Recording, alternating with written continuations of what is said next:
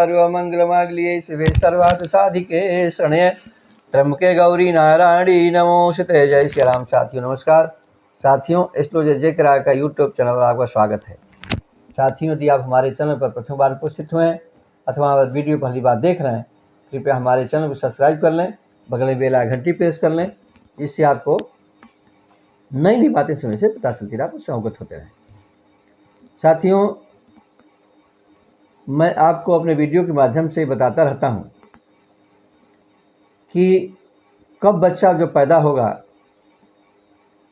तो बिना बच्चे को पूजा पाठ किए, शांति कराए बच्चे को देखना नुकसानदायक हो सकता है। तो इस विषय में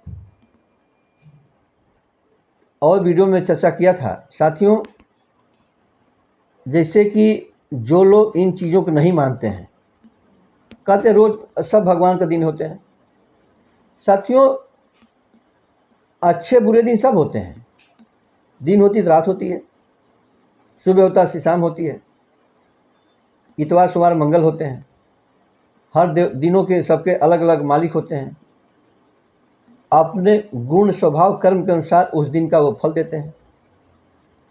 किस दिन को आप कहते हैं अरे हम तो आज हमारा साथ काम बहुत बढ़िया काम हो गया, तो इसलिए बढ़िया काम होगा कि उस दिन के लिए जहां आप यात्रा किए थे, उस दिन के लिए वह यात्रा के लिए सुटेबल दिन था और सही समय पे आप घर से प्रस्थान किए थे। इसको जैसे आपके सारे काम सफल हो गए। उसी तरह से तिथियों नक्षत्रों नहीं, इसमें वो जो हमारे कुछ जो हमारे 27 नक्षत्र होते हैं, इन 27 नक्षत्रों में मैंने आपसे जिक्र किया था कि 6 नक्षत्र मूल संग्रह नक्षत्र होते हैं और इन 6 नक्षत्रों में जन्म लेने की अलग अलग हर नक्षत्र के 4 चरण होते हैं। तो किस नक्षत्र में जन्म लेने पर, किस चरण जन्म लेने पर क्या फल मिलता है, इसको मैंने आपको अपने वीडियो में पहले से बता चुका हूँ। यदि आपको आवश्यकता हो तो कृपया वहाँ से देखें कि किस नक्षत्र के किस चरण में जन्म लेने पर क्या फल हुआ।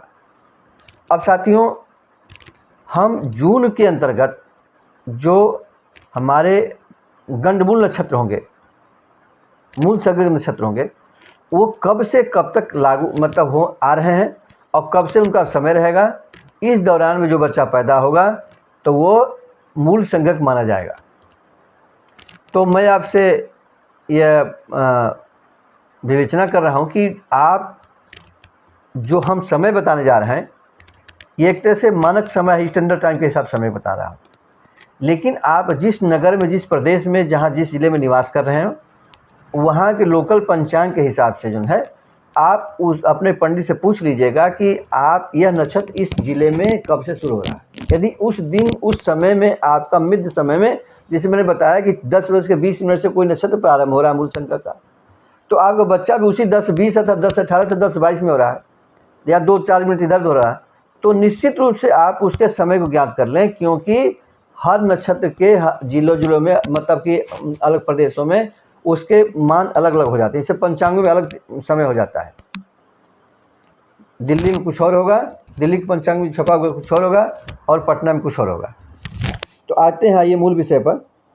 साथियों, 10 जून को मूल संग्रह नक्षत्र ज्येष्ठा जो है शाम को लगभग 6 बजे से प्रारंभ होगा और साथियों यह 12 जून को मूल नक्षत्र, मूल जो संग्रह नक्षत्र होते हैं, उस एक नक्षत्र का नाम भी मूल है, तो मूल नक्षत्र की जो समाप्ति होगी रात के 12 जून को लगभग 10 बजे के आसपास समाप्ति होगी। तो साथियों, क्या मैंने बताया कि 10 जून को लगभग शाम को 6 बजे से लेकर के और एक 12 जून को लगभग रात के 10 बजे के मध्य में जो बच्चा पैदा हो रहे हैं वो मूल संग्रह नक्षत्र में होंगे। उसके बाद साथियों 19 जून को रेवती नक्षत्र की शुरुआत होगी। ये भी मूल संग्रह नक्षत्र है, रात के लगभग 11:15 बजे। और यह 21 जून को अश्विनी नक्षत्र शाम के लगभग 7:50-55 के आसपास तक का समय जो होगा यह मूल संग्रह नक्षत्र में माना जाएगा। उसके बाद साथियों जून में एक और तिथि बन रही है 28 तारीख को।